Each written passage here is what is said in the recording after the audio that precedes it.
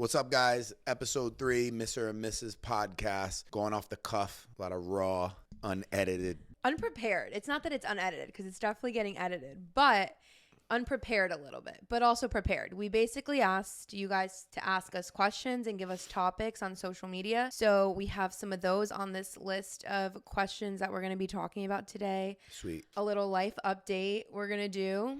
And then just kind of like what we have going on and what we've been dealing with and how we've been dealing with it. Let's start with the life update. My life update is going to be that I'm 5.5 months pregnant. When people ask me, I literally don't know. I know that I'm halfway. That's because you've just been chugging along through your pregnancy. Yeah. Trying to act like a hot girl out here for these streets. What do you mean? I don't even go out. So 5 months pregnant. I know that I have 19 weeks left. So whatever that means.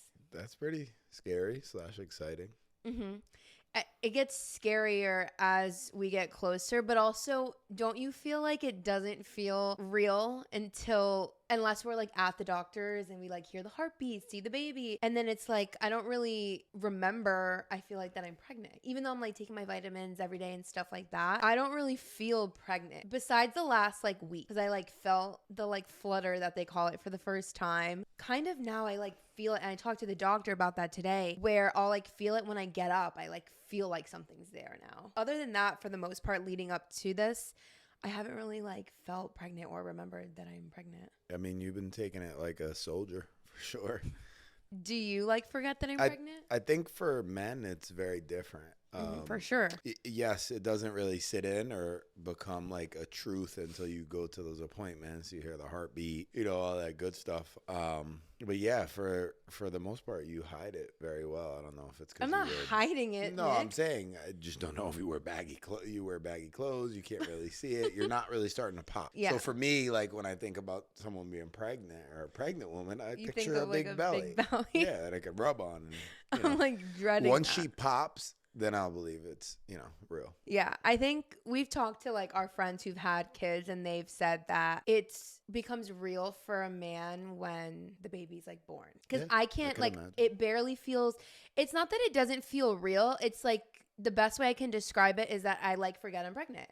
Like even last night I was texting you, I was like, babe, I was like laying on my stomach last night on the computer and you like came and like laid on me and cuddled me. And then like after I'm like, wait, I don't think we can do that anymore. Cause like I'm pregnant. Like I asked the doctor, he said it's fine right now because, but not to do it anymore.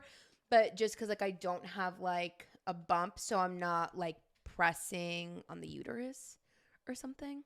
Don't quote me. I'm not a doctor, but yeah.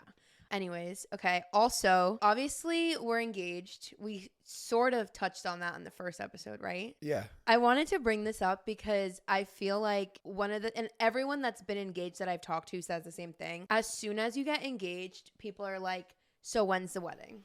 Yeah, it's definitely like annoying. Pressure. Well, yeah, a lot of pressure. It's like people don't even allow you to like savor the moment. Yeah, like enjoy the engagement. It's like the day, even when we met, I think with your family, my family, right directly after, like 30 minutes after, she's like, so when are you guys getting married?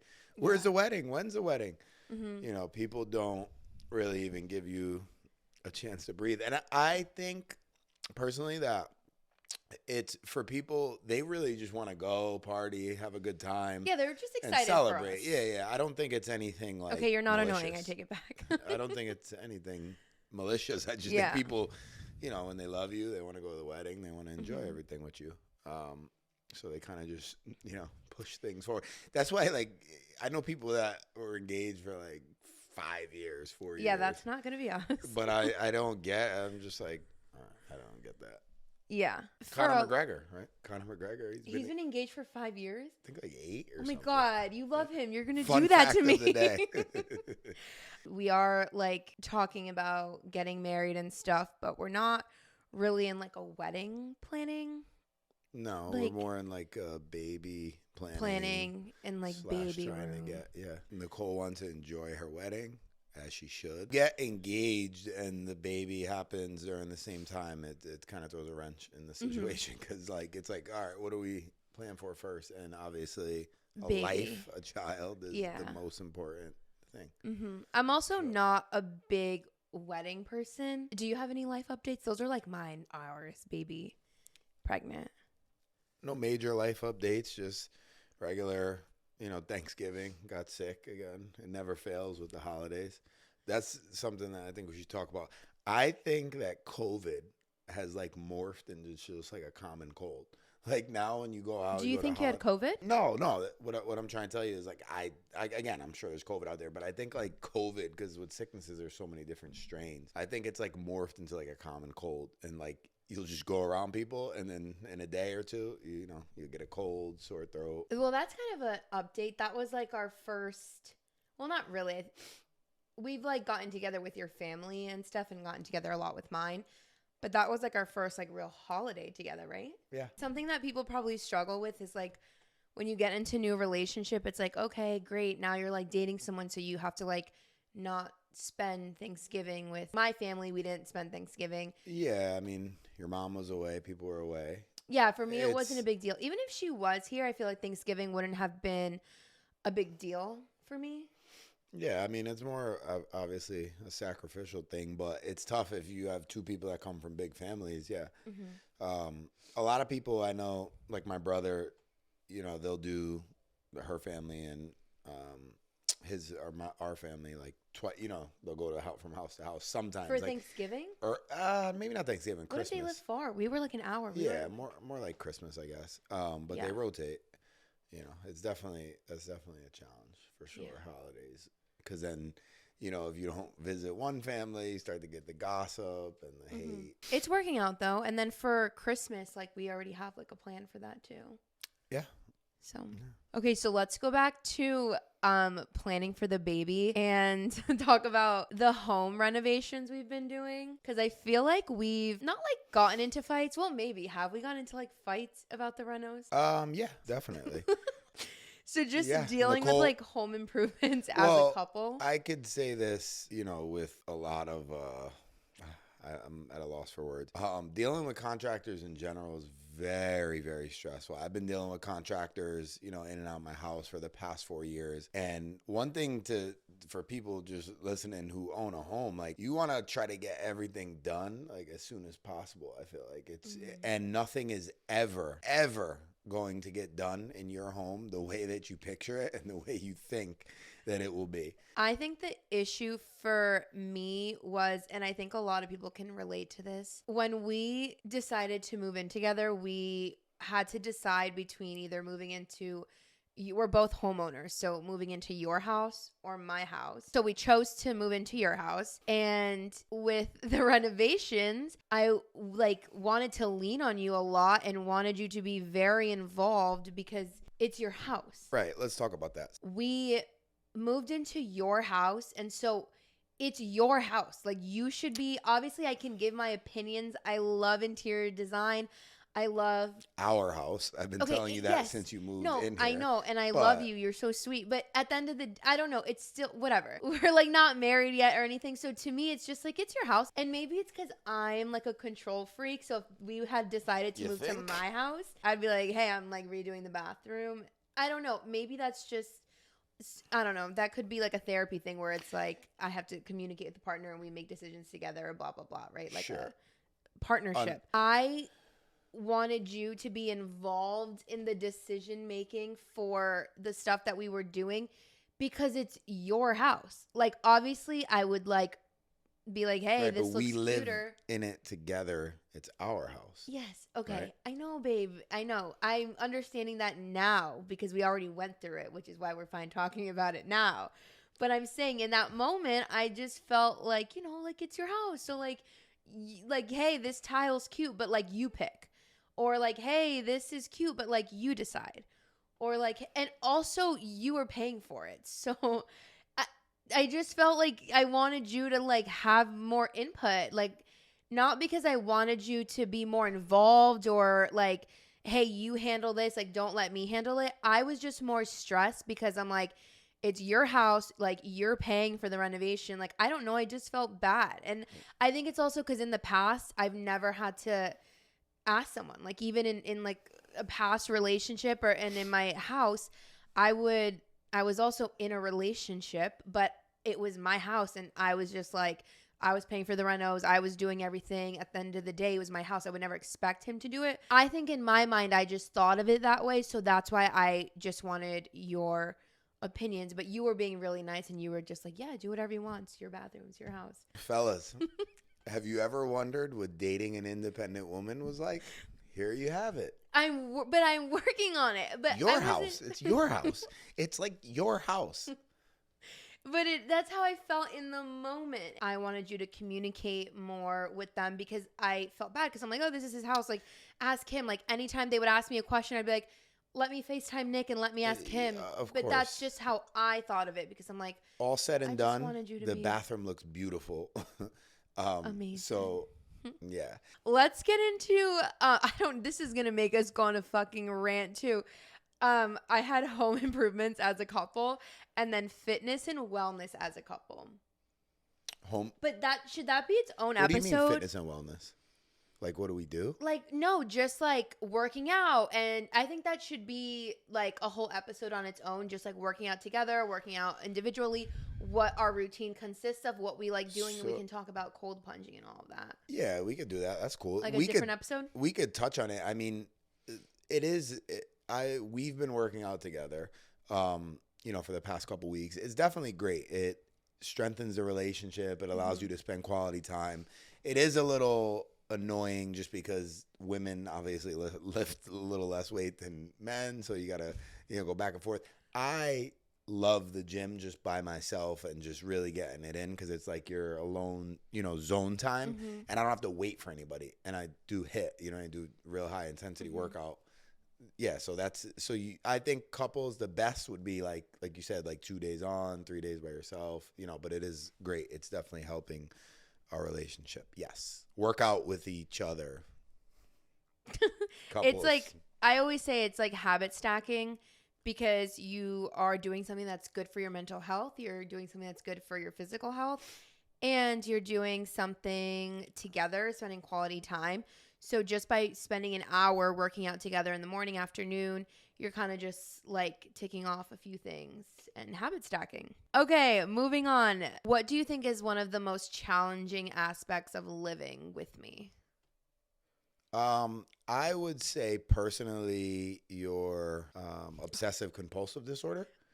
I was going to say, please don't hurt my feelings, but men can probably relate to this. Have you ever just been sitting downstairs watching TV, maybe drinking a beer, seltzer, and then, your woman walks downstairs like, why didn't you throw the beer out? Why didn't you I live in the house, right? You know that, like, I think that's the most difficult is you try to stage your house as if it's on Zillow for sale. Right? Like you want your house, which is great because when you walk in and you feel a house out, you do feel the energy, the feng shui, all that. I'm with that. Yeah, that's how my house feels all day till you get home. Yeah, and my dad was like that too.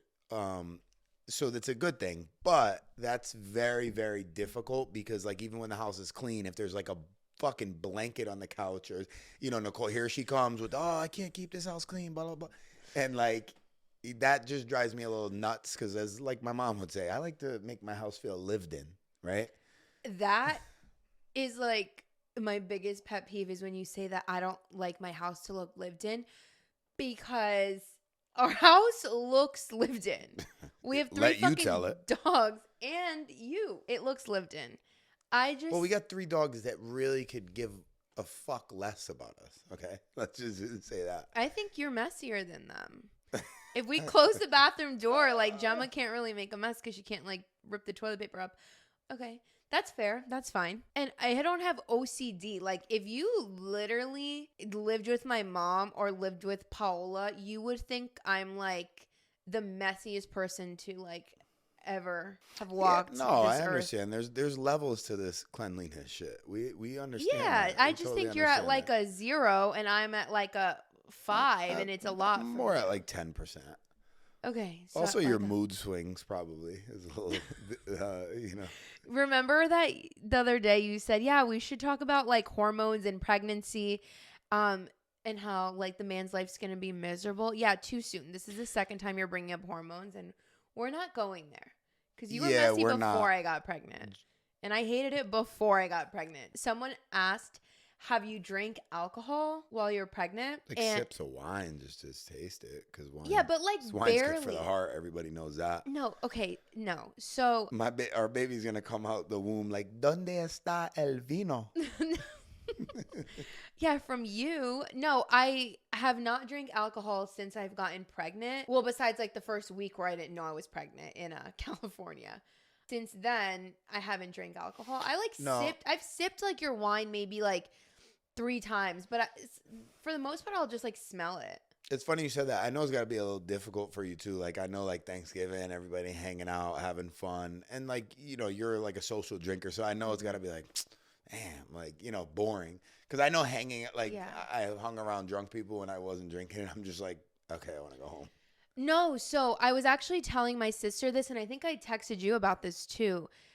Number one, I have not missed alcohol since I got pregnant.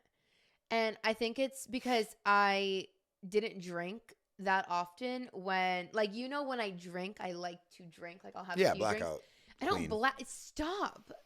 I don't black out. I just like to have a few drinks. Like, if I'm going to have one wine, like, I just won't have it because what's the point? Personal. I'm just like, whatever. See that girl? We should do the remix of that. Oh, the blackout queen. No, you're 17. You literally want people to think we're these like partiers on this podcast. But anywho, that's fine. I had such a good time with your family and your uncle. And, you know, my issue is I get tired. So if I want to go home, I'm just tired. Like, I'm just pregnant and like I get so tired. But for sure. Because drunk people great. Like party and and they want to say, and you're like, okay, let's go home. But even when I was like, hey, like I'm getting tired, and we had like an hour and a half drive back, I was like, I ended up staying like another hour and a half or 2 after I said that because I genuinely was having a good time and like enjoying my conversation with your family and like your cousins and uncle. And yeah, I didn't need to have drinks. Like, you guys were drinking, but they were like so fun and funny that I didn't even feel like I was the sober one. Like, I was having such a good time. Yeah, you don't need alcohol to have fun. Mm-hmm. For sure. Disclaimer. I didn't say my most challenging aspect of living with you. Get out your notebooks. What do you think it is? Probably the cleanliness. Okay. So it's the same thing for both of us, I guess. Yeah, probably the cleanliness. I could deal with it. I think just we're navigating our schedules and just like we both work full time. So obviously, like, I want to cook and clean and do all these things. What? No, the cooking part. Oh, that's on here. Don't worry. Cooking for Nick Cap is literally a bullet point. If you have a good man and he is not clean, clean up after. Problem solved. Who does your laundry? Who does clean every single day? Who takes your sweaters? Who takes your clothes off the couch every single day? Who puts the blankets back in the bucket? Who throws out your seltzers and your spit cups out? Do you want me to keep going? No, it's fine. You're going down a rabbit hole. Okay. So anyways, yeah. So I guess that's the hardest part for both of us is I'm cleaner and you're a little bit messier. What's a pet peeve? A pet peeve that you do that I have? Something I do that's your pet peeve. Is that how you word it? When you say KK bye, that I just like it makes me want to jump out the window. Wait, really? Yeah. Wait, you've never told me that though. Yeah, but it's when your I thing. say KK it's bye. Like if I have a thing that I keep saying. I said at the end of our last episode. I said KK bye. Wait, why? Tell me. No, I don't know if that's a pet peeve. But probably your hair is everywhere. No, but that's not a pet peeve. Yeah, it just bothers me when it gets clogged in the drain and you can't take a shower and you gotta pull it out because you're not gonna do that, right? Yeah, you. Men don't get enough credit for pulling nasty, filthy hair from the drain so they could take a shower. Right? I want to see one of you women do that. So gross. Thank you. I really appreciate you for doing that because it is gross even though it's my own hair. Well, thank you, Nicole. And I will run the robo vacuum a little bit more often because my hair really is everywhere. Okay. What's your the KK bye, can we go back to that? What about that bothers you? Well, it's a lot of your sayings like hate, cancel, delete. You know, you say a lot of harsh words, you know, but you use them, again, it goes back to the millennial AI. You use them as if they're just like, my dad back in the day, I used to be like, I hate that kid. And he would look at me crazy and just be like, hate is a very strong word. We don't say that in this house unless you mean it, and you better mean it. You guys just hate, cancel, delete. Like it's just very those words. Like I say, okay, hate you, bye. Yeah, I don't get down like that. I don't like that. That's probably a pet peeve of mine. But for you, right? The millennial AIs is just slang. It's just like, hey, bye, I hate you. You know, that's like your way of communicating. For us, it's like, is this the enemy or? Yeah, no, makes sense. That's a pet peeve for sure. But again, that's where the age gap thing comes in, right? Because that's kind of, that's how.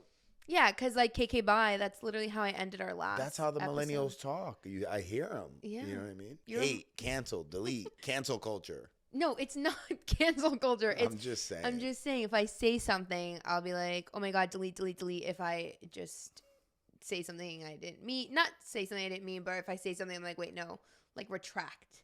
I'm not saying retract. I'm like delete, delete, and then I'll, Just the harsh words that you try to spin as like, regular everyday words.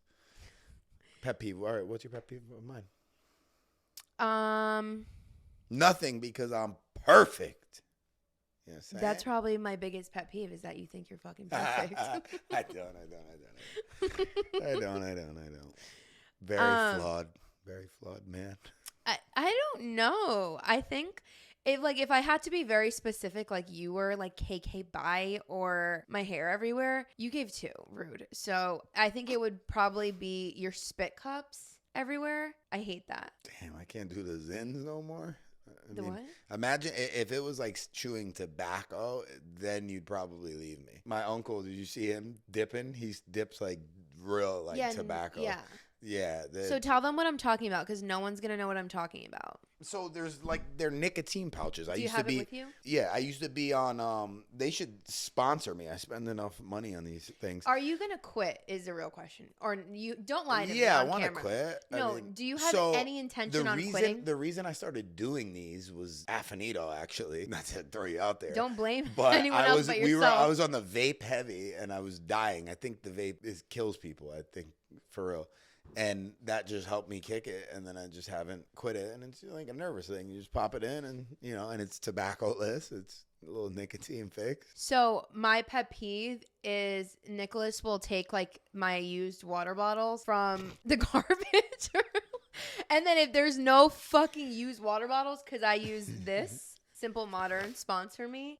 He'll take like our regular cups and he'll spit, because you spit when you put those in your mouth, then you like spit into a cup, right? Because why do you have to be so graphic? Yes, I spit into a cup. And then he'll like leave the cup there overnight, and so in the morning I'm just like collecting all these water bottles with spit in it, and then the little nicotine pouches. Like I went to Starbucks Red Cup Day where they gave me a free red cup, and the other day I was like, oh cute, I'm gonna like use this cup to bring my coffee in the fucking car, and then I opened it, and guess what was in it? Your spit with your fucking nicotine pouches in it, dried up, crusty in there, and I had to like pick them off. It was so fucking gross.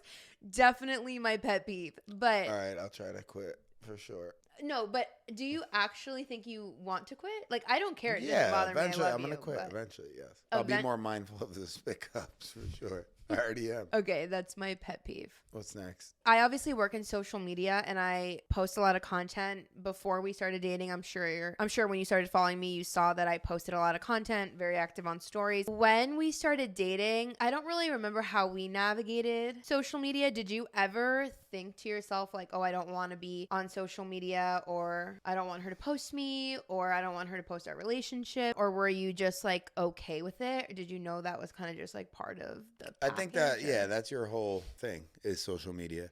So it's kind of a package, I guess. What would be a relationship deal breaker for you? When we first started dating, like what would have been a deal breaker for you? I don't like when girls post like the thirst traps. That's a deal breaker. As weird as it is, would be a messy woman, like a messy chick. Yeah. Yeah, because you can't have two messy people. You'd be living in a shithole. Yeah, there you go. Hit the nail on the head. That's a deal breaker for sure. What's a deal breaker for you? I think I don't know. I think a deal breaker for me would be basic shit. Like, you need to have like a job. If you don't have like a job, like, goodbye. That's important to me. Like, you need to have like a career of some sort. I mean, that's a deal breaker. Some girls date bums and guys that mooch off them and live off them. So, okay, that's a good deal breaker. Yeah. Oh, deal breaker is someone who does drugs. That's a deal breaker for like most people probably who don't do drugs, I'd imagine. Yeah, you can't do drugs. That's a huge deal breaker for me. Also, and I feel like such a hypocrite because I've smoked cigarettes before. But again, it's like there's a time and place for everything for me. Like that was like college, like whatever. I could not date someone who smokes cigarettes. For some reason, the smell and stuff just gives me the absolute ick that when I smell it, I always say it to you. I'm like, babe, I do not know how I used to smoke cigarettes. I never was like consistently smoking them. I would go through like phases in college, whatever, but I could never date someone who smokes cigarettes. I can never date someone who does drugs. Yeah. It's funny and also interesting how like when you're young, you try to or people smoke cigarettes, to follow people and look cool. And then when you get older, it doesn't look cool anymore. Yeah, it just looks It gross. just looks like an expensive habit. It's just, yeah, it's or hilarious. I literally am like, ugh, like that's a nasty habit to have. But I'm like, hello, Nicole. Because you kids used battle to do that. Yeah, kids now it's vaping, but which is even worse. If we could switch roles for a day, what aspects of each other's lives would you want to explore? Your brain. To understand why I'm so crazy? Yeah, how your brain works. What don't you understand? Maybe I can Just address it right now on camera.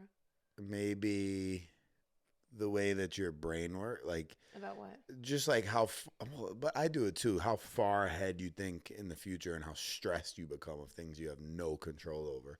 But I have that. I think that's just anxiety, sweetheart.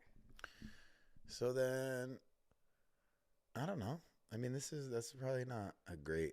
What would you want to explore about mine? Okay, so if we could switch places for a day, I think I would want to explore your career because you do not. No, I don't. Well, for a day, because I think it's just interesting, like how many people you have to talk to. Like, I think I would be, and I would do it for you. I would be a little bit more understanding. I think of like just your job, your career, what you do, how much work goes into what you do. I think that'd be important. I feel like we are in two different industries, so we don't really know what our day-to-day looks like. So if we could switch roles for a day, I would want to see what it's like to picture my career like 3 bedrooms, right?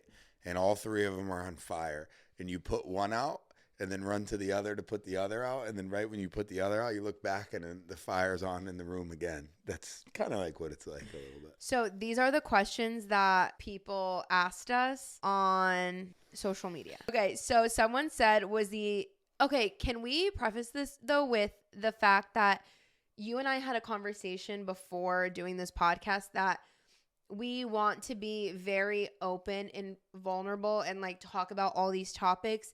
But we did set a boundary and say that there are certain topics that we're going to put like a timeline on. Like we are definitely going to talk about them, but we're not going to talk about them like while we're going through them or just if it's too soon. Like it's like, yeah, we've listed a bunch of things where we're like, yeah, let's talk about this and this.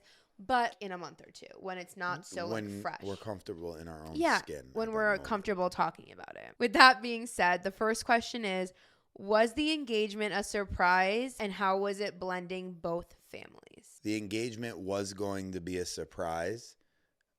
Originally, I called my aunt and I was like, I want to marry her. I'm tired of calling her my girlfriend. And she's like, you should just do it in Nantucket, get it out the way. So, but I was like, oh, it's too soon because I didn't have time to plan. It was a surprise though, ish. Like the day Yeah, we finessed it, you know. I knew it was coming, obviously, because when we were in California before Nantucket, you had like said something first. And I remember I would send Sam like pictures of rings and be like, for when he's ready, ha ha ha. And then in California, you like said something. It might have been like, I don't want to call you. You might have said that. I think you said like, I don't want to call you my girlfriend anymore or something like that. Probably, yeah. And you would send me rings every day on Instagram. And then that's when I immediately was like, okay, Sam, never mind. I'm just going to send them to him because he like said something to me. I didn't want to send it before. Because you want to get married? What? Because you want to marry me. Well, I was sending you rings. And I was like, yay, he brought it up. So then I was like, okay, I'm just going to start sending them to you. So then I just started sending you rings, not knowing I was going to get pregnant, not knowing anything. Right. The actual engagement was a surprise, though. I didn't know I was getting engaged that day. Yeah. I did it on my father's birthday. He got married on my birthday. So I figured it was like, equal now. You surprised me at the beach. You said we were going to go. Surprised her at Saskell Hill Beach, which is one of my favorite beaches around. You said we were going to light a lantern or something for your dad. Yeah. Because it was your dad's birthday and his dad recently passed away in January. And I said, we're going to light this off for my dad in his memory. And, I had the support of your sister, Alex, and Sam, who, thank you. Shout out to them. And then, and I didn't know, though, because I was rushing you. So quick story. Basically, I was rushing her to get there for when was it sunset? Yeah. Right? Before the sunset. It was literally going to get dark in a half hour. And then she wants to, dress up like Madonna. I'm literally washing and drying my jacket. I didn't want to rush her because it seems obvious. But then I did kind of rush her. And I'm like, damn, is she going to know? Is she not going to know? But it went really good. And I just grabbed something. I was like, yeah, we're going to light this on fire. And she was just like, oh, okay. And yeah. And then we went to dinner with my family, your family. And then how was it blending both families? That was not a big deal for us, right? Our parents have all met. But you've met my siblings. And then you've met a lot of my cousins. Yeah, it's actually been fun, to be honest. And I met your cousins too. Yeah. It's actually been fun blending families. I think that everybody's very funny. I for the most part, you have a big Italian family. I have a big Spanish family, so it's very similar. I don't think we've merged really the two. But no. We've spent time with your family and then we've spent time with my family and it's been fine. Yeah. I like your family a lot. Okay, someone asked, who is sensitive and how does the opposite handle their sensitivity? I'm going to go ahead and say you're fucking sensitive because you don't like when I say Kiki bye or oh my god delete. Or hate you, gotta go bye. I'm sensitive for sure. I think that you just pick and choose when you want to be sensitive. Yeah. And then you can't get past it. I'm sensitive to a fault. I don't know if that makes sense.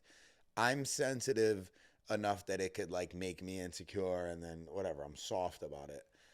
And I get over it, right? You're sensitive to the point that you're mute, blank, and then that's it. You don't talk. You're just so pissed that you can't. But that's not being sensitive. I think that's just being stubborn or emotional. A brat. Yeah. Sensitive. Brats are usually sensitive. Really? Yeah. And how do you deal with it, they said? Yeah, how does the opposite handle their sensitivity? She doesn't. How do I handle her sensitivity? I would say prayer and therapy. Stop. You don't even go to therapy anymore. Okay, no. When am I sensitive though? Maybe. Upstairs when I was trying to watch that movie, right, before we were doing the podcast, and I was like, I don't know, just take it. And you're like, I'm not going to do this if you're going to have an attitude. That's sensitive. It's here, take it. I would say I'm the more sensitive one. And I'm the gangster. Nick's the gangster.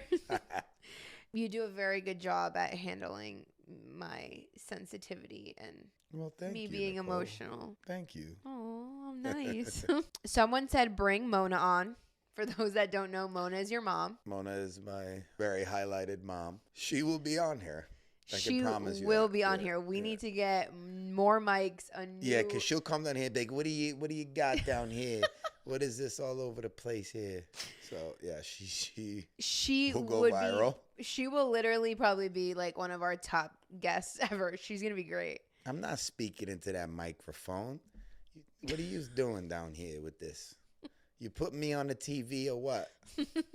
Oh my God, I can't wait. Someone said, what do you think your parenting styles and expectations will be since she's pregnant? I think we both share the same expectations as to not raise a brat, a kid who's I think spoiled.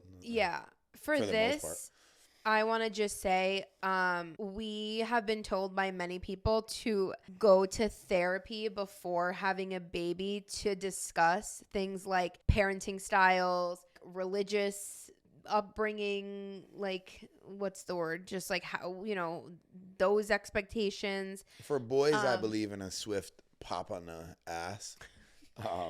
You know, I got it. Look at me. I turned out perfect. Oh my God.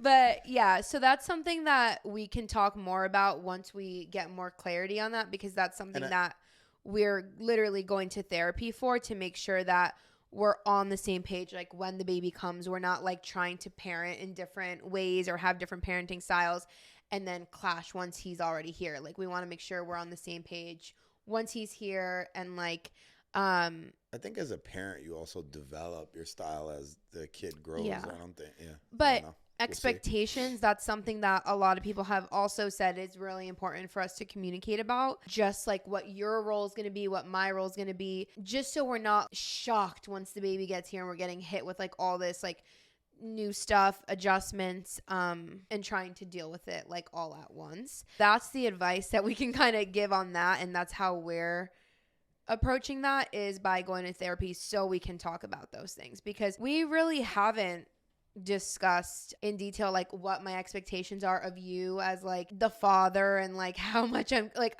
because I don't even know. This is my first baby. Like I don't even know what that means. Like expectations in what way? Like you taking the night shift and like me doing the day, or like we haven't really even talked about, okay, like schedules, work, and just like how we're going to navigate that when I need to see clients, like, which I know we're going to be a team and figure that all out. But I think it's all stuff you need to have conversations about. A lot of the posts that even I've seen on like the mom pages that I'm following on Instagram that I've sent to you, it's like what we talked about before the baby came, what's going in our diaper bag, what's like, what do we need to bring to the hospital? And then it's like what we wish we talked about.